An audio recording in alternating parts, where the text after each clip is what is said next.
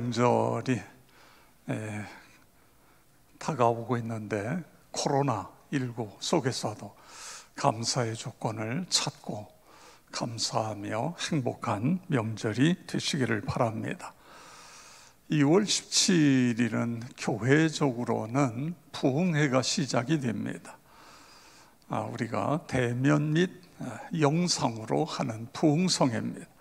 현장에 나오실 수 있는 분들은 나오시고, 그렇지 않은 분들은 영상으로 은혜를 받는 시간이 되기를 바랍니다. 특별히 이번에 오시는 강사님은 복음에 깊이, 어떻게 보면 복음을 가장 잘 전달하는 강사님 중에 한 분이다. 여러분 기대하시고 기도하시기를 바랍니다. 우리 교단과 교계적으로는 17일 날이 제의 수요일, 사순절이 시작되는 날입니다.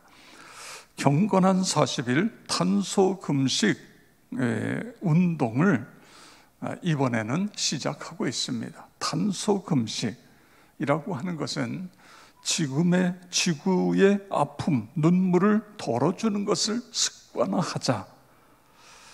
그래서 현재 지구의 생태계가 무너져 내리고 대멸종의 시작점에 와 있는 현재 우리가 탄소를 줄이자. 이것이 이번 사순절 기간 동안 우리 교계가 하려고 합니다. 일회용 비닐 또는 플라스틱 줄이기, 음식물 쓰레기 줄이기, 종이컵 대신 머그컵이나 텀블러를 사용하기. 우리 푸른 초장에도 종이컵을 다 없애고 지난번 성경 통독할 때에 유리컵을 조금 더 많이 구입을 했습니다. 그래서 유리컵을 한 20개 정도를 거기다 놓을 테니까 그 유리컵을 사용하시고 물로 세척한 다음에 살균 소독기에다가 넣어주시면 됩니다. 그래서 종이컵을 없애고, 또 육류 덜 먹기 또는 플러그를 빼거나, 또 난방 온도를 높이고 냉방 온도를 낮추고, 30분 정도의 거리는 차를 이용하는 것이 아니라 걸어 다니기, 이런 여러 가지 운동들을 하게 되어질 것입니다. 하나님이 주신 이 아름다운 자연을 나뿐만 아니라 우리의 다음 세대들에게 아름다운 자연을 넘겨줄 수 있도록 함께 참여해 주시기를 바랍니다. 오늘 우리가 사는 이 시대에는 참 많이 우울하다, 고독하다, 이런 이야기들을 많이 합니다. 매스컴이 쏟아내는 뉴스 대부분을 보면 우울합니다. 그래서 심지어는 뉴스를 보지 않기도 합니다. 이런 시대에 우리 그리스도인들 어떻게 살아야 할까요? 세상이 우울하다고 우리도 우울하게 살아가야 될 이유가 없지 않습니까?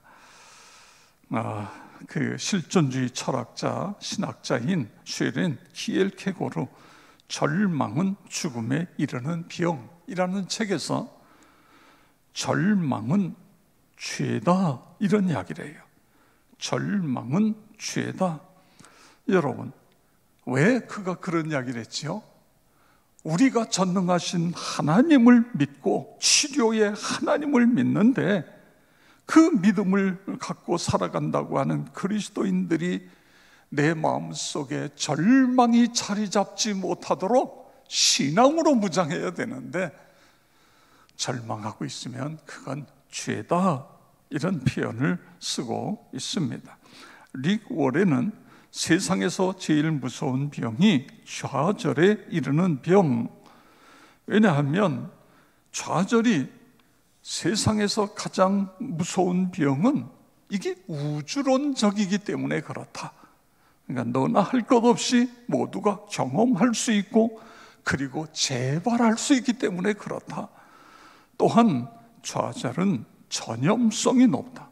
부모가 좌절하면 자녀들도 좌절할 수 있고, 어떤 리더가 좌절하면 그 단체에 있는 모든 사람들도 이 좌절이 전염이 될 수 있다.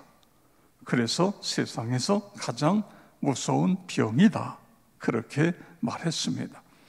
성도 여러분, 힘들게 하고 좌절하게 하고 포기하게 하는 갖가지 문제들, 이 문제를 어떻게 해결해야 될 것인가? 오늘 본문에서 답을 함께 찾아가려고 합니다. 마태복음 4장은 예수님의 제자 마태가 기록을 했는데, 예수님의 여러 다양한 사역을 시작하기 전에 4장에서 예수님이 이 세상에 오신 목적은 영혼을 구원해서 제자로 만드는 건데, 그걸 위해서 3가지 하셨다. 이것이 예수님의 3대 핵심 사역입니다. 가르치시고 전파하시고 그 다음에 치료하시고 그렇습니다. 그래서 마태복음 4장 23절에 보면 예수께서 온 갈릴리에 두루 다니사 그들의 회당에서 가르치시며 천국 복음을 전파하시며 백성 중에 모든 병과 모든 약한 것을 고치시니 아멘. 여러분, 언제 좌절하게 되나요? 여러분은 언제 좌절하게 되지요? 언제 고통스럽지요? 힘든 상황이 지속될 때입니다. 요한복음 5장에 보면 38년 동안 병마와 싸웠던 사람이 나와요. 그는 절망했고 나중에는 체념했을 거예요. 질병의 고통이 점점 심해져요. 열심히 일해서, 그래서 나도 살고 내 가족들도 먹여 살려야 되는데 병 때문에 꼼짝 못하는 거예요. 무기력해지는 자신의 모습을 보며 얼마나 고통스러웠을까요? 하루 이틀도 아니고 38년 동안 그 긴 세월 병마와 싸워야 했습니다. 그래서 이 환자에게서 우리는 체념하는 모습을 볼 수 있습니다. 그렇습니다. 힘든 상황이 지속될 때에 사람들은 고통을 호소하고 좌절케 되어집니다. 느헤미야 4장 10절 우리 다 같이 함께 읽겠습니다. 유다 사람들은 이르기를 흙무더기가 아직도 많거늘 짐을 나르는 자의 힘이 다 빠졌으니 우리가 성을 건축하지 못하리라 하고 아멘. 자, 지금 유다 사람들이 어떻게 됐다고요? 힘이 다 빠졌다. 이 사람들은 느헤미야와 함께 바벨론 포로에서 예루살렘으로 귀환해서 무너진 성벽을 재건하고 있는데 우리 힘이 다 빠졌다.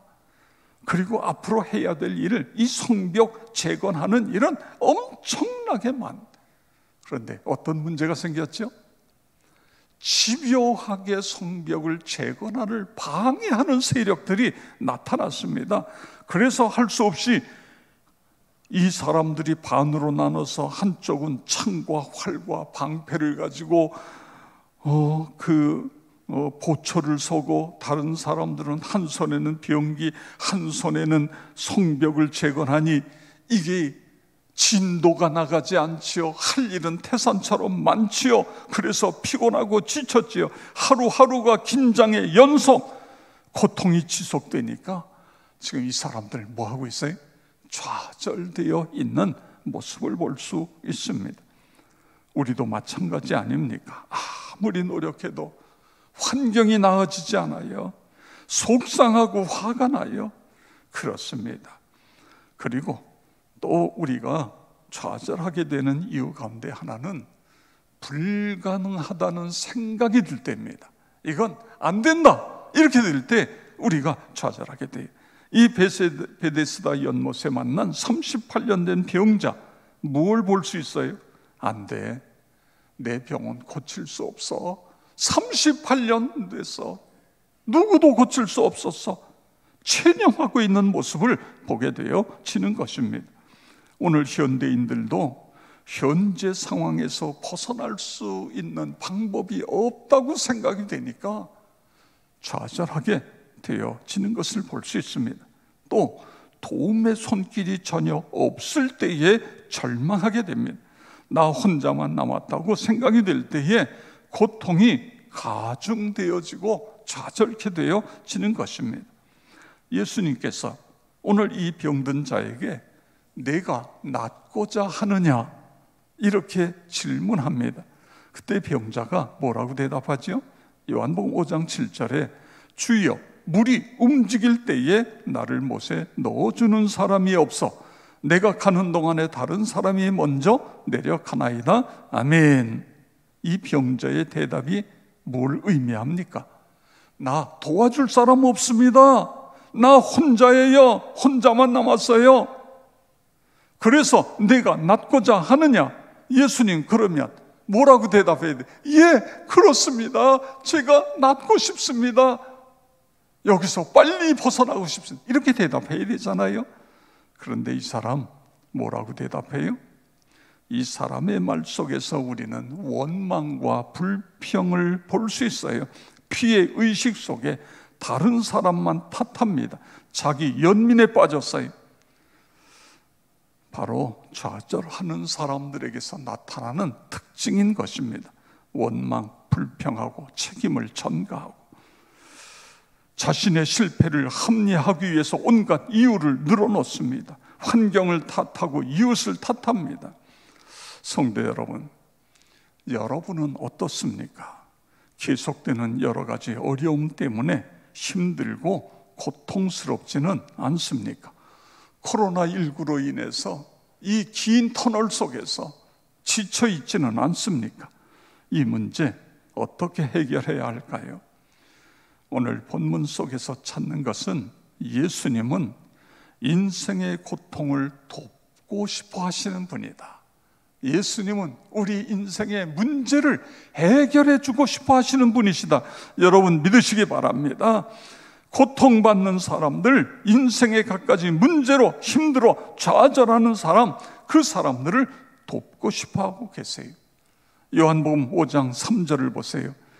그 안에 많은 병자, 맹인, 다리 저는 사람, 혈기 마른 사람들이 누워 물의 움직임을 기다리니 아멘. 그들의 병명은 다 달랐지만 지금 이 사람들 다 중환자들이에요. 앉아있을 힘이 없어서 모두가 다 누워있어요. 그런데 예수님 그곳에 가셨습니다. 여러분 누가 오라고 해서 갔습니까? 거기 아는 사람이 있어서 갔어요? 평소에 가까이 지내 꼭 만나야 할 사람이 있어서 그래서 예수님이 여기 가셨습니까? 아닙니다. 예수님 스스로 가셨습니다. 아담과 하와가 하나님 앞에 죄 짓고 숨었을 때에 하나님은 어떻게 하셨어요? 가셨어요. 찾아가셨어요. 이것이 하나님의 방법인 것입니다. 예수님의 방법이에요. 여러분 우리가 예수를 믿은 것 내가 하나님 앞에 나왔습니까? 하나님이 나를 찾아오신 것입니다. 고통받고 있는 사람들, 스스로 일어설 수 없는 사람들을 돕고 싶고 그들의 문제를 해결해 주고 싶은 마음, 이것이 하나님의 마음, 주님의 마음, 주님의 소원, 여러분 믿으시기를 바랍니다. 여러분은 어떤 사람에게 가고 싶지요? 늘 불평하고 원망하고 좌절하는 사람, 그런 사람에게 가고 싶습니까? 아니면 질병으로 고통당하면서도 감사하고 기뻐하고 찬양하는 그런 사람에게 가고 싶습니까? 사람은 너나 할 것 없이 정신적으로나 육신적으로나 건강하고 긍정적이고 소망적인 그런 사람하고 함께 하고 싶은 것, 이게 누구든지 그런 마음인 것입니다. 그런데 지금 예수님 어디 가셨어요? 환자들이 있는 곳에 가셨습니다. 하루하루 힘들게 사는 사람들 있는 곳에 가셨어요. 그 예수님이 지금 이 시간에 영으로 우리에게 찾아오셨다 믿으시기 바랍니다. 우리에게 오셔서 우리를 돕고 싶어 하시는 거예요. 영적으로, 정신적으로, 육체적으로 힘들어하는 사람들을 만나시고 도우시며 치료하시고 그들을 건강케 하시기를 원하신다. 여러분 믿으시기를 바랍니다. 그래서 우리는 이런 찬송을 부릅니다. 예수님은 누구신가? 우는 자의 위로와 없는 자의 풍성이며 천한 자의 높음과 잡힌 자의 노임되고 우리 기쁨 되시네. 아멘. 여러분 믿으시기 바랍니다. 얼마나 감사합니까? 예수님만 생각하면 이루 말할 수 없는 그런 감사예요. 나와 여러분을 도와주시기 위해서 찾아오신 분이 예수님이시다. 그래서 우리가 그분에게 나갈 수 있어요. 그분에게 나가서 우리의 문제들을 다 내어놓을 수 있는 거예요. 예수님, 제가 이런 어려움이 있습니다. 저에게 이런 질병이 있습니다. 저에게 말 못할 이런 아픔이 있습니다. 다 내어놓아요. 그러면 우리 주님이 어떻게 하시죠?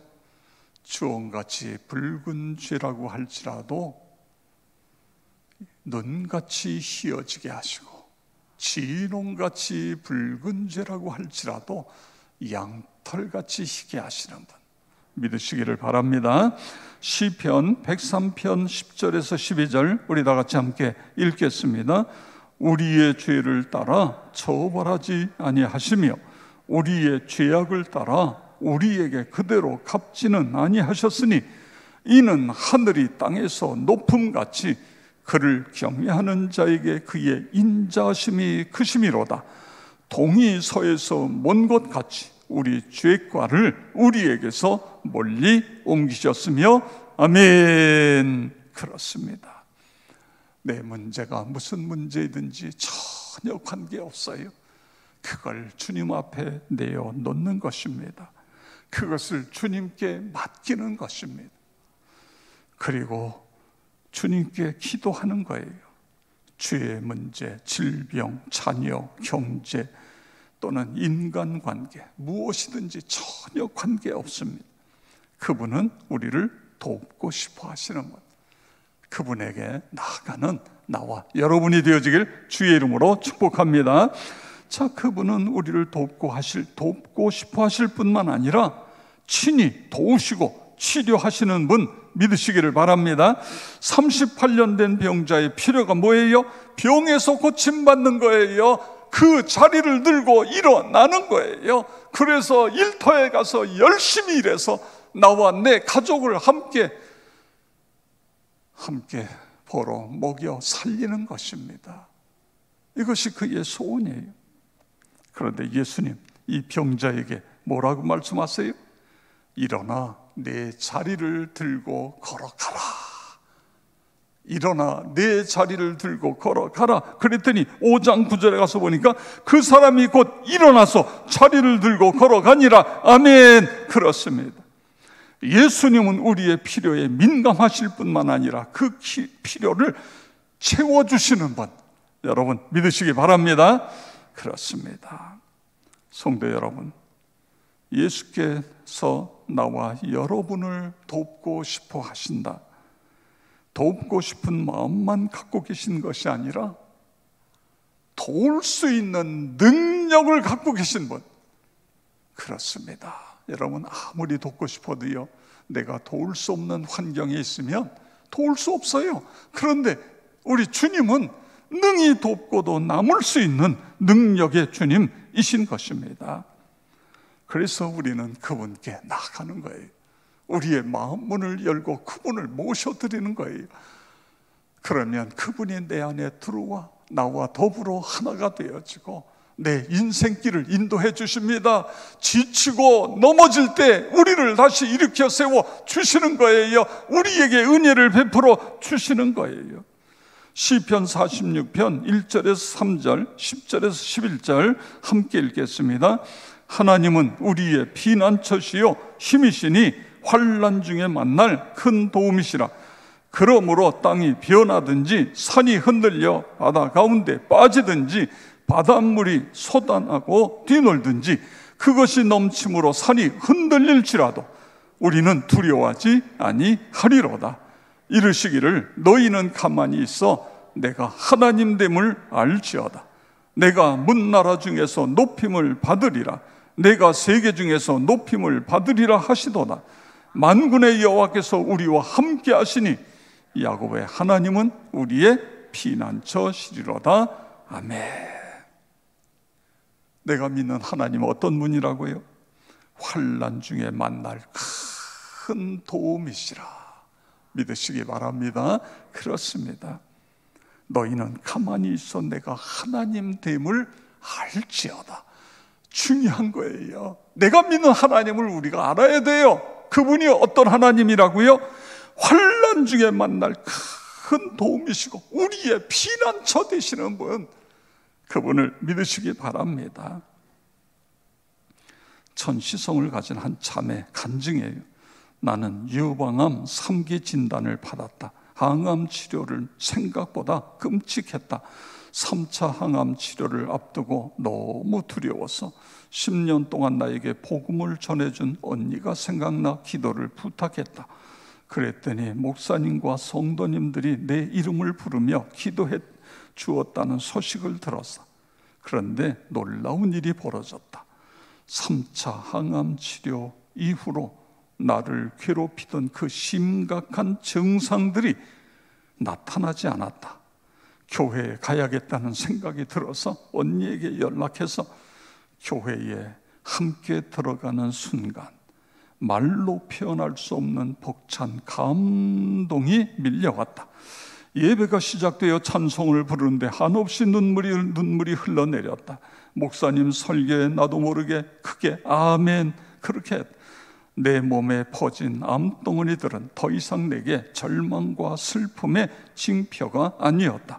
암은 일종의 선물이었다. 그날부터 수요 예배, 주일 예배, 모든 예배에 열심히 참석했다. 마치 연애하듯 예수님과 교제하며 행복한 나날을 보냈다. 이렇게 생활을 한 지 한 달 후에 병원에 가서 그동안 항암 치료한 결과를 듣는데 의사가 독한 약을 투여해도 전혀 나아지지 않는다. 실망하는 것이다. 나는 죽을 준비를 하기 시작했다. 그리고 20일 후에 최종 결과를 보러 다시 병원에 갔다. 그런데 이게 웬일인가? 뼈와 폐로 전이 된 암이 없어졌다는 거예요. 그래서 수술에 들어가자.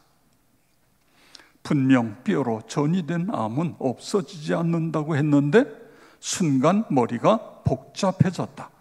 지금 나의 가슴에는 커다란 흉터가 남아있다. 그러나 이 흉터는 예수님을 만나게 해준 자랑스러운 훈장이다. 사람은 누구나 한 번 죽는다 하지만 그것이 끝이 아니라 새로운 시작이다. 급할 때만 찾던 존재인 줄 알았던 하나님이 실은 우리의 창조주셨다. 나는 지금 복음을 전하는 기쁨을 마음껏 누리며 살고 있다. 예수님과 동행하는 삶은 정말 달콤하다. 이 세상이 줄 수 없는 기쁨과 평안을 누리게 해주신 주님을 찬양한다. 아멘. 여러분, 우리가 믿는 하나님은 어떤 분이시라고요? 우리를 돕고 싶어 하세요. 그뿐만 아니라 우리를 능히 도우실 수 있는 전능하신 하나님이신 것입니다. 오늘 예수님을 소개하면서 뭐라 그래요? 모든 병과 모든 약한 것을 고치시니 여러분 믿으시기 바랍니다. 출애굽기 15장 26절에서 하나님은 나는 너희를 치료하는 여호와니라. 할렐루야. 그분은 우리를 치료하시는 하나님이신 것입니다. 우리가 우리의 문제를 다 내어놓고 그분 앞에 나가 기도하는 거예요. 저는 이번 부흥성회에 통해서 놀라운 그런 역사들이 나타나기를 기도하고 있습니다. 하나님, 마음의 병이 치료되게 하시고 육신의 질병도 치유되어지게 하시고 문제가 해결되어지고, 그리고 그 부흥성회를 통해서 우리 모두가 더 성숙되어져 그런 성회가 되게 해 주시옵소서. 또한 사순절 40일 동안 우리는 이 현장에 나오든 집에 있든지 구약 성경 중에 아주 많은 부분들을 읽게 됩니다. 하나님이 이 성경을 읽다가 하나님 만나게 하시고 하나님 치료받게 하시고 하나님의 능력을 받는 시간이 되게 하여 주시옵소서. 그런 은혜가 있기를 주의 이름으로 축원합니다.